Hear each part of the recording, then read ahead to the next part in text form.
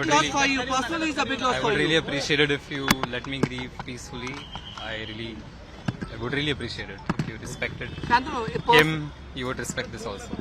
Business tycoon Ratan Tata पंचतत्व में विलीन हो गए, लेकिन इस बीच सबसे ज्यादा चर्चा थी एक ऐसे चेहरे की जो रतन टाटा के साथ साए की तरह रहा।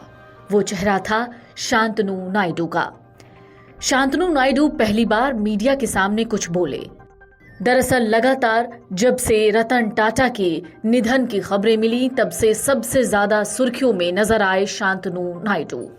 रतन टाटा का शव जब अंतिम दर्शन के लिए ले जाया जा रहा था उस वक्त भी बाइक से आगे चलते हुए नजर आए थे शांतनु नायडू। लेकिन जब इसी दौरान मीडिया ने शांतनु नायडू से बातचीत करने की कोशिश की तो शांतनु नायडू ने मीडिया को दो टूक जवाब दिया। शांतनु नायडू ने मीडिया से क्या कहा, जरा सुन लीजिए। big loss for you. Personally, it's a big loss I for would really you. appreciate it if you let me grieve peacefully. I would really appreciate it if you respected Shantanu, him. You would respect this also.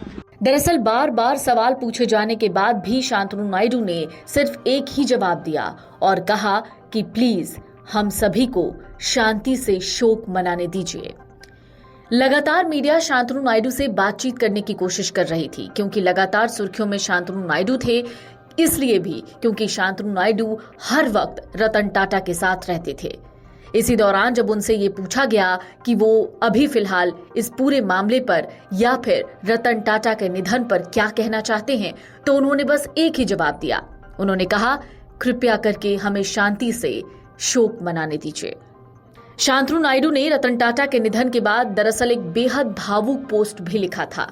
Shantanu Naidu ने अपने post में वो सारी बातें लिखी जो कभी वो रतन टाटा के लिए महसूस करते हैं।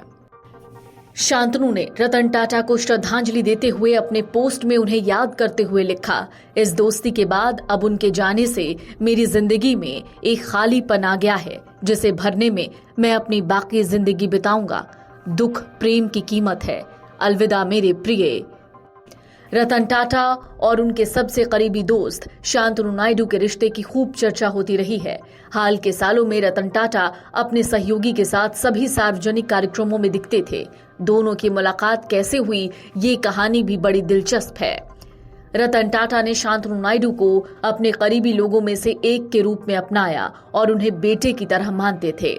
शांतनु एक बिजनेसमैन हैं और गुड फेलोज स्टार्टअप के संस्थापक भी हैं। वो मोटोपॉज जैसे मुहिम से भी दशकों से जुड़े हुए हैं। शांतनु की लिंक्डइन प्रोफाइल के मुताबिक वो रतन टाटा की निजी निवेश कंपनी R&T कार्यालय में महाप्रबंधक हैं। शांतनु ने 2010 में सावित्रीबाई फुले पुणे यूनिवर्सिटी में दाखिला लिया और 2014 में यहां से बैचलर ऑफ इंजीनियरिंग की पढ़ाई की। 2014 में शांतनु ने पुणे में टाटा एलेक्सी में ऑटोमोबाइल डिजाइन इंजीनियर के तौर पर काम शुरू किया।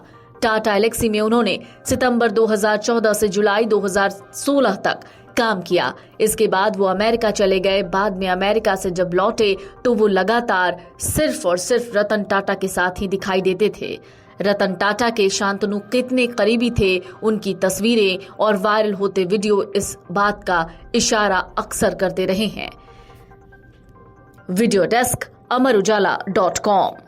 अगर आप ये वीडियो YouTube पर देख रहे हैं तो हमारे चैनल को सब्सक्राइब कर बेल आइकन दबाएं और Facebook पर देख रहे हैं तो हमारे पेज को लाइक करें। 8 मिलियन प्लस सब्सक्राइबर, आपके इस भरोसे के लिए बहुत धन्यवाद।